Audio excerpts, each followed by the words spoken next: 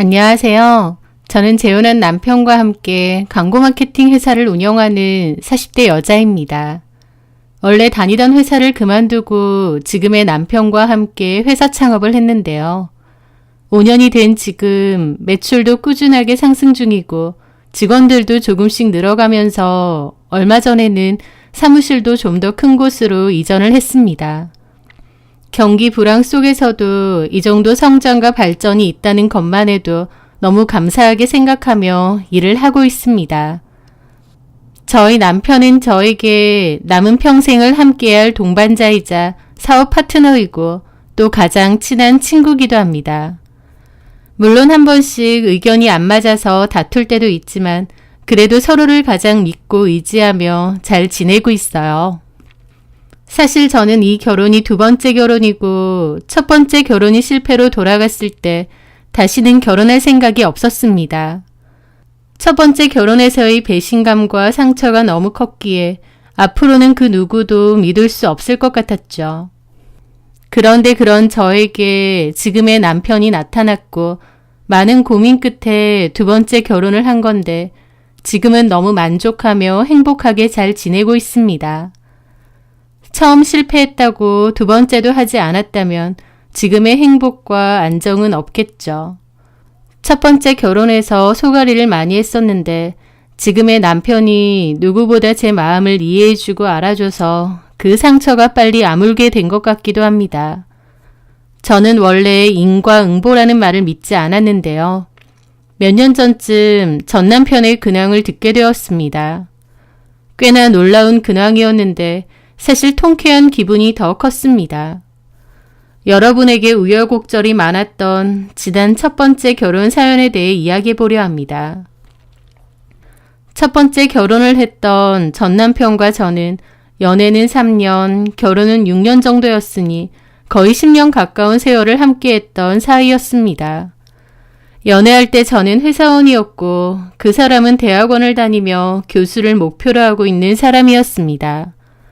제 주변에서는 직업도 없고 돈도 없는 가난한 대학원생과 뭐하러 사귀느냐고 저를 말렸지만 저는 그 사람의 인간성과 가능성을 믿었습니다. 비록 돈은 없고 미래도 불투명했지만 순수하고 착한 사람이었어요. 그리고 자신의 미래를 위해 노력하는 성실한 사람이었죠. 저는 그런 점이 좋았습니다. 연애하는 동안 데이트 비용도 제가 주로 냈고 그 사람 필요한 옷이나 신발, 책 같은 것도 제가 많이 사줬어요. 누군가는 저에게 호구라고 할지언정, 헌신하면 헌신짝 된다고 경고할지언정, 저는 그 사람을 믿었고 사랑했고 저의 행동들이 희생이라고 생각지 않았습니다. 그 사람 역시 늘 저에게 너무나 고마워했고 제가 자기 인생에 나타난 한 줄기의 빛 같은 존재라고도 했어요. 사실 그 사람은 본가도 형편이 좋지는 못했습니다. 그래서 대학원이고 뭐고 당장이라도 취업해서 먹고 살 기반을 닦아야 할 사정이었지만 교수에 대한 꿈이 확고한 사람이었죠. 저는 그 남자와 가난하지만 행복한 연애를 했었고 연애 끝에 결혼도 하게 되었습니다. 예단, 예물 다 생략하고 단촐한 결혼식을 올렸고 작은 투룸에서 신혼을 시작했어요. 그럼에도 그때는 너무 행복했습니다. 멋진 신혼집, 최신식 가정 가구, 화려한 결혼식은 아닐지언정 사랑하는 사람과 함께 있고 미래를 꿈꿀 수 있다는 것만도 좋았어요. 제가 너무 순진했을 수도 있고 기본적인 계산도 안 되는 어리석은 인간이었을지도 모르지만 저는 그때의 순수했던 제가 어쩔 땐 그립기도 합니다. 정말 사랑 하나만으로도 행복하고 충만했던 때였으니까요.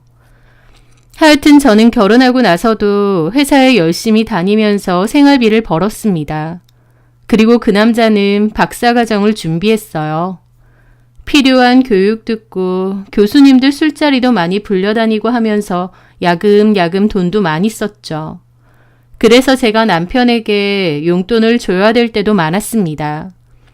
저희 집에서는 제가 실질적인 가장이었고 모든 생활비를 다 제가 내야 했고 남편 용돈까지 줘야 했던 거죠. 그런데 제가 다니던 회사가 대기업도 아니었고 월급이 그렇게 많은 것도 아니었어요. 그렇다 보니 제 월급으로 생활비 쓰고 남편 필요한 돈까지 주려고 하니 늘 빠듯하고 힘들었죠. 그래서 저는 어쩔 수 없이 저한테 쓰는 돈을 아끼기 시작했습니다. 옷도 거의 안 사고 미용실도 안 가고 집에서 대충 정리만 했어요. 저희 회사에는 식비가 월급에 포함되어 나오는데 식비마저 아끼려고 도시락을 싸들고 다녔죠. 그러면서 알뜰살뜰 허리띠 졸라매고 아꼈는데 어느 날 어머님이 빙판길에 넘어져서 허리를 다쳐 수술을 해야 하는 일이 있었습니다. 어머님은 보험도 안 들어있던 터라 수술비랑 병원비, 간병비까지 저희가 도와야 했는데요. 모아둔 돈이 어디 있나요? 매달 생활비 쓰는 것도 빠듯한데요. 저는 결국 저희 친정 부모님에게까지 손을 벌려야 했습니다. 친정 부모님은 돈을 빌려주시면서도 제가 너무 고생하는 것 같다고 짠해하셨어요. 하지만 남편이 그런 저에게 정말 고마워했고 자기가 정식으로 교수 임용되면 저한테 이 모든 것을 다 보상하겠다고 입버릇처럼 말하기도 했습니다. 저 역시 그 사람을 많이 사랑했기에 억울하단 생각은 하지 않았고요. 그렇게 남편은 박사과정 끝물이 되었고 너무 정신없이 바빠했습니다. 그래도 서로의 미래를 위해 열심히 버텼고 저희는 2세 준비도 미뤄두었어요. 그맘때 남편은 교수님들 뒤치다꺼리 해야 한다며 연구실에서 거의 숙식을 하기 시작했습니다. 미안해. 교수님이 이래저래 많이 부르시는데 자기도 알잖아. 교수님 눈에 잘 들어야 한다는 거. 여기가 꼭 실력만 있다고 교수 되는 것도 아니고 인맥이 정말 중요하잖아. 오늘도 교수님 술자리 가는 거 따라가고 랩실에서 자야 될 것 같아. 또 내일 오전에 준비할 게 있기도 하고. 남편은 저에게 미안해하며 그렇게 말을 했고 저는 그런 남편을 이해했습니다. 그리고 남편이 짠하기도 했어요. 그럼 이해해. 자기도 고생 많지. 그래도 교수님이 자기 좋게 봐주시잖아. 좋은 기회가 올 거야. 그렇게 결혼한 지도 5년이 흘렀습니다. 저는 그동안 집안의 가장으로서 열심히 일하고 허리띠 졸라가며 남편을 뒷바라지했어요. 남편은 저희 집에서 조금 떨어진 대학의 교수 자리 추천을 받았고 결국 그 대학의 교수로 임용이 되었습니다. 저희 집에서 2시간 정도의 거리긴 하지만 그래도 그토록 원하던 교수 임용이 드디어 된 것이죠. 남편과 저는 얼싸안고 좋아했고 서로 그동안 너무 고생했다는 얘기도 많이 했습니다. 그런데 거리가 꽤 멀다 보니 어쩔 수 없이 남편은 그 대학 근처에서 살아야 했습니다. 저도 옮겨가고 싶지만 회사를 다니고 있다 보니 섣불리 옮길 수가 없었죠. 그래서 많은 대화 끝에 일단 당분간은 따로 살면서 주말 부부를 하기로 했습니다. 남편은 이 대학에서 좀 더 실적과 연구 결과를 잘 쌓아서 수도권 대학으로 꼭 옮길 거라고 했어요. 저도 주말 부부로도 얼마든지 잘 지낼 수 있을 거라며 천천히 2세 계획도 가져보자고 했죠. 남편이 드디어 교수가 되었으니 천천히 2세 준비를 하고 제가 임신을 하고 나면 그때는 다니던 회사를 정리하고 남편 옆으로 가도 될 것 같았거든요. 남편도 좋은 생각이라고 했고 그렇게 하자고 했습니다. 그렇게 남편은 가기로 한 대학교 근처에 집을 하나 구했습니다. 그리고 저를 보러 주말마다 집으로 오겠다고 했죠. 제가 가도 된다고 했는데 남편은 그런 고생까지 시킬 순 없다면서 자기가 온다고 했어요. 그렇게 남편과 저는 떨어져 살면서 주말 부부로 지냈습니다. 초반에는 남편이 바쁜 와중에도 주말에는 꼬박꼬박 왔어요. 연구도 해야 되고 강의 준비도 해야 되고 이래저래 바쁠 텐데도 그래도 열심히 집에 왔고 저는 주말이 늘 기다려졌습니다. 그런데 시간이 흐르면서 남편이 점차 주말에 집에 오는 횟수가 눈에 띄게 줄기 시작하더라고요. 일이 너무 바쁘다는 핑계를 대고 주말에도 쉬지도 못한다고 하면서 안 올라오기 일쑤였고 제가 내려간다고 해도 극구 사양했습니다. 어차피 일해야 돼서 학교에 내내 있을 건데 제가 오면 신경만 쓰이고 일도 제대로 안 된다고 하면서요. 처음에는 이해했지만 나중에는 아예 안 내려오고 연락도 뜸해지니 저로서는 속상하고 서운할 수밖에 없었습니다. 이번 주도 못 내려와? 너무 바빠. 곧 방학이잖아. 그때는? 방학 때가 더 바쁘지. 학생들이 방학이지 교수가 방학이야? 나 지금 준비하는 연구도 있고. 우리 얼굴 못 본 지 너무 오래됐잖아. 그럼 내가 한번 내려갈까? 반찬도 좀 해주고 집도 좀 치워줄게. 그런데 제가 내려간다고 하니 남편은 즐겁을 하더라고요. 무슨 됐어. 내가 무슨 어린애도 아니고 집 깨끗하고 반찬도 다 알아서 잘 사다 먹어. 그런 걱정하지 말고 당신도 집에서 좀 쉬어. 평일 내내 회사 다닌다고 바빴으면 주말에는 좀 쉬어야지. 친구들도 좀 만나고 친정에도 좀 가고. 그럽니다. 말은 저를 위한 것 같았지만 아니었어요. 어느 순간부터 남편이 극구 내려오지 말라고 하니까 이상한 생각이 들더라고요. 저도 여잔데 속으로 설마? 라는 생각도 당연히 들었습니다. 주말 부부인데다 마음이 멀어지는 게 실시간으로 보이는 남편. 게다가 집에는 절대 못 오게 하고 솔직히 의심스러울 수밖에 없는 상황이었습니다. 게다가 저를 더 속상하게 하는 건 남편이 갑자기 딩크를 하자고 하는 거였어요. 남편도 분명 교수 임용이 되고 나면 아이를 가지자고 했었는데 이제 와서 딩크로 살자고 하는 것이었죠. 가뜩이나 주말 부부로 따로 사는 데다 그마저도 일 핑계로 잘 오지도 않는데 딩크까지 하자고 하다니 이게 남이지 어떻게 부부인가 싶더라고요. 그것 때문에 남편과 부부싸움도 좀 했습니다. 제 입장에선 너무 억울하고 섭섭하더라고요. 그러다가 한 번은 크게 싸우는 일이 있었어요. 저도 남편에게 쌓인 게 많았죠. 그런데 그 싸움 이후 남편은 일주일이 넘게 전화 한 통이 없더군요. 남편에게 너무 서운했고 안 풀어도 상관없다는 건가 싶기도 했습니다. 하지만 더 사랑하는 사람이 지고 들어가는 거고 제가 먼저 풀기로 했어요. 그런데 제 전화를 잘 안 받더라고요. 단단히 삐졌구나 싶었다가 아예 얼굴 보고 풀자 싶었습니다. 그래서 남편에게 말 안 하고 몰래 남편이 사는 집에 내려가게 되었어요.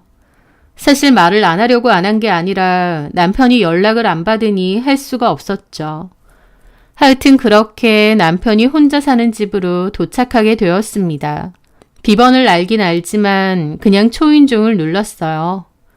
그런데 안에 사람이 없는 건지 조용하더라고요. 저는 비번을 치고 안으로 들어갔는데 정말 아무도 없는 겁니다. 컴컴한 방에 불을 탁 켠 순간 크나큰 충격을 받게 되었습니다. 왜냐면 거실에는 남편이 옷가지들을 빨래 건조대에 넣어두었는데요. 거기에 보란 듯이 남편의 속옷과 더불어 여자 속옷이 같이 걸려 있었거든요. 저는 거의 안 내려오니 그 속옷들이 당연히 제 거는 아니었고요. 그걸 보는 순간 뇌정지가 오더라고요. 설마 했는데 이 집에 남편 말고 또 다른 여자의 물건이 있었던 겁니다. 저는 넋을 놓고 다가가서 그 속옷들을 봤습니다. 그리고 정신 나간 사람처럼 화장실로 달려가 문을 열었어요. 거기에는 칫솔이 2개가 있고 여자 생리대까지 있더라고요. 안방으로 가보니 여자 옷도 걸려져 있고요. 진짜 기절 초풍할 뻔했습니다. 제 남편이 사는 집에 곳곳에서 발견된 여자 물건이라니요. 도대체 언제부터일까? 이 여자는 누구일까? 그래서 나한테 그렇게 내려오지 말라고 했던 걸까? 머릿속이 복잡했습니다.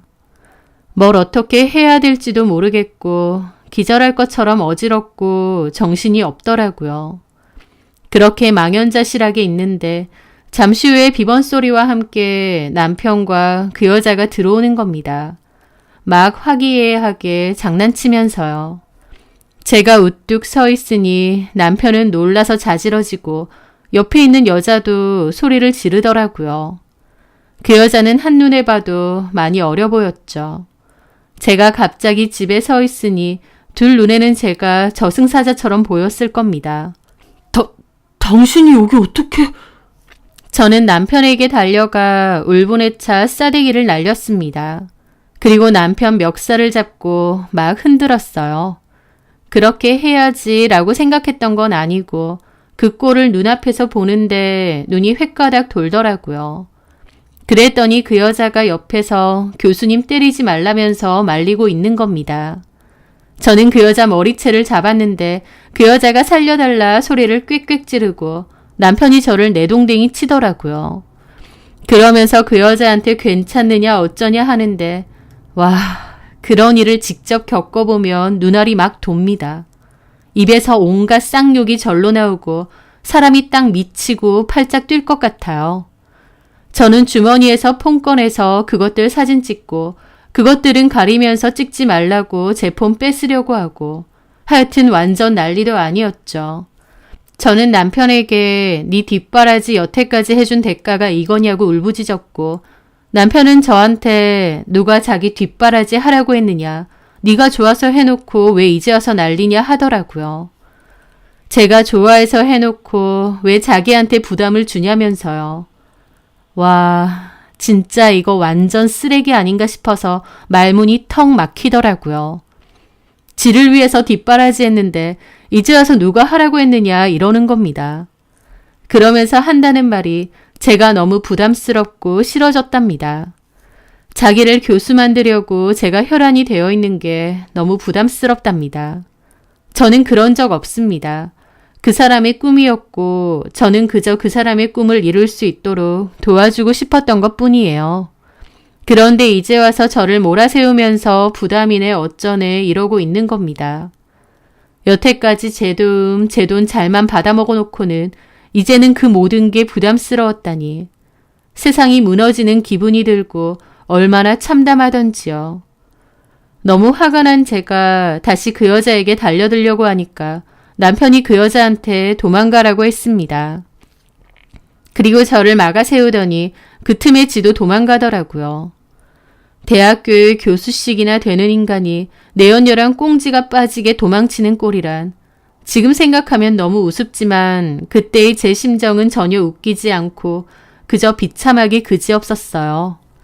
저는 주인 없는 방에서 통곡을 하고 건조대에 걸린 옷을 몽땅 빼다가 쓰레기통에 쳐넣기도 하고 미친 사람처럼 울부짖었습니다.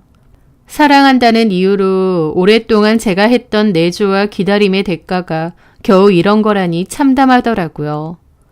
저는 그 즉시 이 모든 사실을 양가 부모님에게 알렸습니다. 당연히 양가 부모님 다 난리가 났고 저희 부모님도 거품 무셨죠. 제가 10년 동안 뒷바라지 했는데 교수 임용되자마자 사회라는 놈이 바람났으니까요. 시부모님도 당연히 기함했는데 사실 팔은 안으로 굽는다고 결국 시부모님은 남편 편이었습니다. 처음에는 저한테 미안하다느니 아들을 설득하겠느니 하시더니 나중에는 결국 시부모님도 일이 이렇게 된 거 저한테 이혼을 해달라고 설득을 하려 하더군요.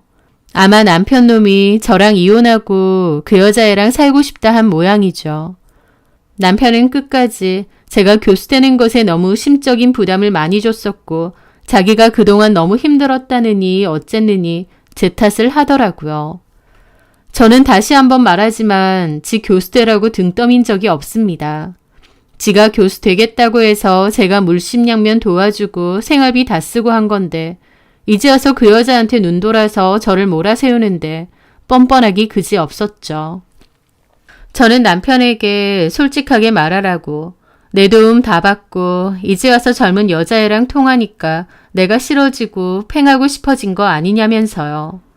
하지만 남편은 끝까지 제가 부담스럽게 했다느니 그러더라고요. 지도 할 말이 어지간히 없는지 그 말만 죽어라 하더라고요. 저는 남편과 놀아나는 그 상간녀에 대한 정보를 알고 싶었는데 알 수가 없었습니다. 남편이 알려줄 리도 만무했고요. 그래서 저는 따로 사람을 좀 썼는데 일주일도 안 돼서 둘의 불륜 증거 사진이며 그 여자에 대한 인적사항도 다 알려주더라고요. 착수금이니 진행비니 돈이 엄청 들어서 그렇지 확실하긴 했습니다. 그 상간녀는 남편 연구실에 조교더라고요. 자기 연구실 조교하고 바람이 난 거죠. 남편하고 그 여자하고 나이 차이가 13살인데 그 조교라는 애도 제정신은 아니었습니다. 저는 그렇게 확보한 그 여자의 연락처로 연락을 해서 이런 거 부모님은 다 아시냐 했습니다. 그랬더니 지도 성인이고 자기랑 알아서 해결할 일이지 부모님을 걸고 넘어지지 말라느니 어쩌느니 그러는 겁니다. 그러면서 교수님이 그동안 많이 부담스러워하고 힘들어했고 남편을 질리게 만든 건 제 탓도 있니 어쩌니 하는데 와, 이런 애가 나이 많은 유부남이랑 놀아나는 거구나 싶더라고요. 대학원생까지 할 정도면 공부를 그렇게 안 한 것도 아닐 텐데 공부머리랑 정신머리는 별개라는 것도 깨달았고요. 저는 어린 나이도 아닌데 한 행동의 책임은 받아야 되지 않겠냐고 하고 그 부모에게도 사실을 곧장 알렸어요. 그 부모는 학교 근처에서 가게를 운영하고 있었고 저는 그 부모에게 연락해 딸이 이러고 사는 걸 아느냐고 알렸습니다. 그 부모도 처음에는 말도 안 된다며 펄쩍 뛰었고 그 여자애한테 정신 차리라고 등짝도 좀 때린 것 같은데요.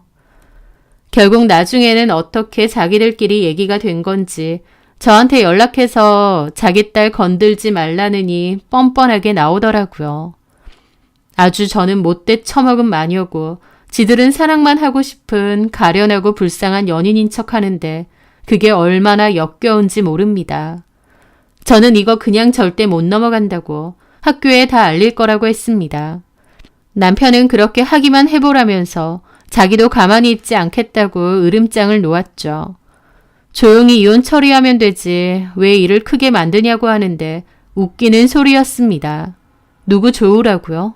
그쯤 되니 저도 이판사판이었죠. 저는 고소당할 각오하고 남편과 그 상간녀의 불륜에 대해서 고발하는 대자보를 만들어 달아버렸습니다. 사진까지 다 붙여서요. 학교 측에서 미리 발견하고 몇 시간도 안 돼서 떼어버린 것 같지만 어쨌든 본 사람도 많고 그 사이에 난리가 났죠. 남편은 저한테 전화해서 쌍욕하고 고소하니 어쩌니 하고 학교에 소문 다 났다면서 그 여자애도 울고불고 난리가 났다고 하더라고요. 야, 너 미쳤어? 어떻게 이런 짓을 벌여? 나 교수 임명된 지 얼마 되지도 않았는데 어떻게 이런 짓을 벌이냐고! 그럼 네가 잘했어? 10년 내조한 와이프 저버리고 13살 차이 조교랑 바람. 네가 제정신이야? 야, 이 망할려나. 누구 인생 말아먹으려고 작정했어? 이제 네가 싫다고! 그 면상 보기도 싫다고! 하면서 아예 막장으로 저한테 쌍욕을 하더라고요. 저는 오냐 해봐라 생각하며 들어주었습니다. 옷도 거지같이 입고 다니고 머리도 제대로 안 하고 그러면서 교수 부인 되고 싶어서 눈 뒤집어가지고 사람 박달하고 눈치 주고 나 너한테 정 떨어진 지 오래야. 정 떨어진 지 오랜데 나한테 그렇게 용돈 타내고 돈 받아가고 그랬냐? 내면상 보기도 싫으면서 도움은 필요했나 보지? 네가 사람 새끼야? 그리고 내가 왜 그렇게 하고 다녔는데 없는 형편에 너 도와주고 뒷바라지 하려고 나는 미용실도 못 가고 화장품 사는 돈까지 아끼고 살았다. 네가 사람 새끼면 그런 걸 고마워하고 미안해하고 안타까워해야지. 그런데 이제 와서 뭐? 어린 조교년이랑 바람나니까 마누라는 옹색해 보이고 구질구질해 보이디? 내가 누구 때문에 그랬는데. 누가 하래? 네가 좋다고 그래놓고 이제 와서 뭐 어쩌라고. 너 때문에 나 학교에서 무슨 조치 생기기만 해봐. 내가 너 가만두나 보라고. 나 너 고소할 거고 절대 가만 못 있어. 그러고 전화를 끊었습니다. 저는 그 통화 내용도 싸그리 다 녹음했습니다. 남편은 제가 대자보를 붙인 일로 학교 측에서 경고는 받았던 것 같은데 그렇다고 별다른 조치는 없었던 것 같아요. 학생들 사이에서 소문이 나긴 했지만 그냥 덮고 지나갈 생각이었던 것 같았죠. 그래서 저는 어차피 고소당할 거 어디 끝까지 해보자 생각하면서 그 통화 내용을 학교 인터넷 게시판에 올려버렸습니다. 고명석 교수와 조교의 불륜에 관한 통화 내용이라는 제목으로요. 이번에는 아예 통화 내용을 올려버렸기 때문에 그 파장이 엄청났습니다. 역시나 몇 시간 뒤에 삭제가 된 것 같지만 이미 그 사이에 일파만파 다 퍼졌죠. 남편은 그 일로 아예 교수 업무에 관한 정지가 된 것 같았고 학생들이 남편 수업을 보이콧한 것 같았습니다. 그 여자애도 소문 다 나서 나중에 들어보니 대학원도 그만뒀다고 하더라고요. 남편이 그토록 염원하던 교수 생활은 연명하기 힘든 꼴이 됐고 학교에서도 남편에게 수업을 주기 힘들다고 한 모양이었습니다. 남편은 그 일로 저를 고소했습니다. 저도 남편과 상간녀를 상대로 상간소송 진행했고요. 저는 고소당한 일로 법원 불려다니고 결국 벌금까지 물어야 했지만 별로 후회는 없었습니다. 그 정도의 분풀이는 해야 속이 시원하겠더라고요. 남편도 처음 제가 대자보 붙였을 땐 전화해서 생 난리를 치더니 제가 이번엔 녹음 파일까지 인터넷에 확 올리는 거 보고 더 이상 연락 안 하더라고요. 건드리면 제가 무슨 짓을 할지 모른다는 생각이 들었나 보죠. 하여튼 저는 그 후 상간소송을 진행했는데 그럼에도 이혼은 안 해주려고 했습니다. 누구 좋으라고요. 그러던 와중 남편 놈이 하루는 전화가 와서 질질 짜면서 그러더라고요. 자기는 다 잃어도 그 여자가 중요하다면서 진심으로 사랑한다면서 그러니까 제발 저랑 이혼해달랍니다. 그 여자랑 새 출발하고 싶대요. 자기가 진정 사랑을 찾은 것 같으니 그 여자랑 살게 자기를 놓아달랍니다. 누구는 지가 좋아서 이혼 안 해주고 있나요? 저는 제대로 된 사과도 없이 참 뻔뻔하다고 했습니다. 남의 인생 10년 날리게 만들고 이제 와서 너는 다른 여자 좋아졌다고 헤어져 달라면 헤어져 줘야 되냐고 그랬죠. 남편은 자기가 교수가 아니라도 그 여자는 자기를 있는 그대로 사랑해줄 사람이라느니 어쩌느니 하면서 그저 저에게 이혼해달래요. 이 정도면 저보고 할 만큼 하지 않았냐면서요. 남편 놈은 끝까지 염치가 없고 뻔뻔했습니다. 그리고 저도 그 과정에서 너무 마음이 힘들었고 지긋지긋하더라고요. 이런 인간을 그래도 남편이라고 사랑하고 헌신했던 제 지난 10년이 너무 아깝기도 했습니다. 그래서 저는 이혼을 해주기로 했어요. 지난 세월도 너무 아까운데 이런 인간하고의 부딪히는 앞으로의 시간도 너무 아까웠거든요. 저는 결국 상간녀 위자료 소송 승소해서 위자료 다 받은 뒤 이혼을 해주었습니다. 저 더러운 인간들, 나도 내 인생에서 깨끗이 지우자 싶었거든요. 그렇게 저는 그 남자와 이혼을 했습니다.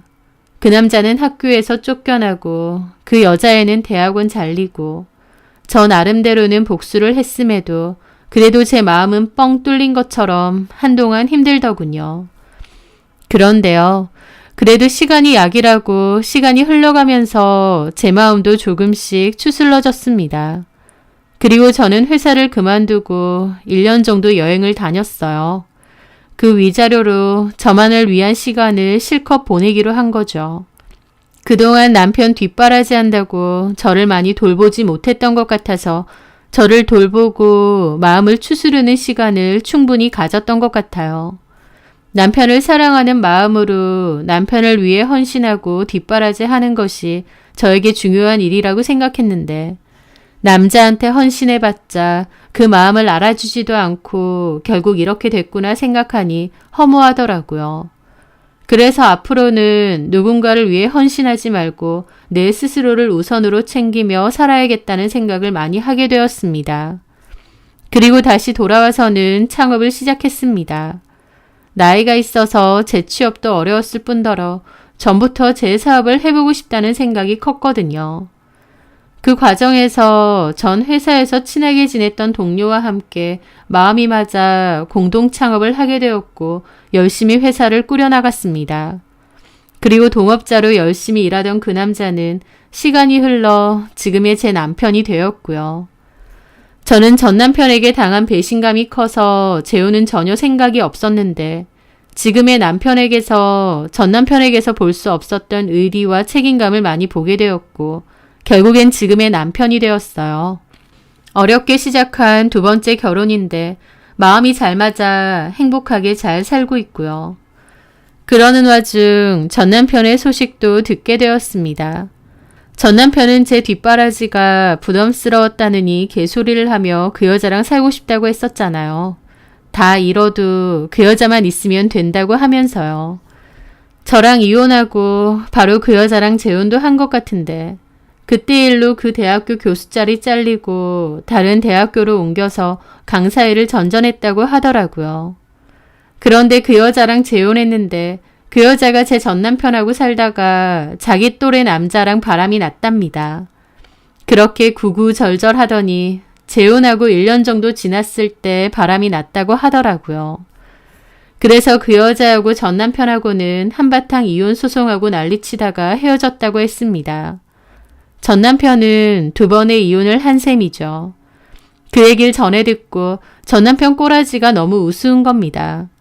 자기한테 부담을 주지 않는 여자라느니 그 여자랑 있으면 아무것도 필요 없다느니 저를 무슨 미저리 취급하고 이혼해달라고 했었잖아요.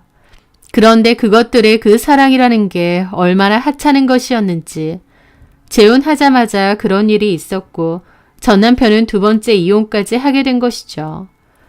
그토록 원하던 교수 임용되자마자 딴짓하고 결국 손가락질 당하면서 학교에서도 쫓겨나고 사랑이니 뭐니 하더니 그 여자한테도 배신당한 처지가 되고 전 남편의 꼬라지가 얼마나 비참하고 우습던지요. 부부 사이에는 애정도 중요하지만 의리와 도의도 중요하잖아요. 본인 혼자서 잘나서 잘된 것 마냥 저와의 도의를 쓰레기통에 처박아 버리더니 그 마지막 꼬라지가 참 볼만하더라고요. 제가 지금 남편과 재혼해서 사업 잘 진행하면서 잘 산다는 건 전 남편도 들은 것 같더라고요. 지를 위해서 헌신한 저를 볼품없는 아줌마, 부담스러운 미저리 취급하더니 이 결과에 어떤 표정을 지었을지 좀 궁금하긴 합니다. 비록 결혼 생활 동안 헌신했던 것들에 대한 보답은 얻지 못했어요. 하지만 어쨌든 제가 할 수 있는 최선의 복수와 분풀이는 다 했던 것 같고 또 지금의 제가 행복하니 이거면 충분하다 생각합니다. 지금의 남편을 많이 사랑하지만 그렇다고 헌신하고 살지는 않으려 해요. 가장 중요한 건 저고 저를 아끼고 사랑하고 보듬으며 사는 게 제일 중요하다는 걸 많이 느꼈거든요. 그리고 제 스스로를 가장 아끼고 사랑해 주어야 다른 사람도 사랑할 수 있다는 걸 깨달았고요. 상처 많은 결혼 생활과 이혼이었지만 그만큼 깨달은 것도 많으니 인생 공부 제대로 했다고 생각하렵니다. 제 사연 들어주셔서 감사합니다.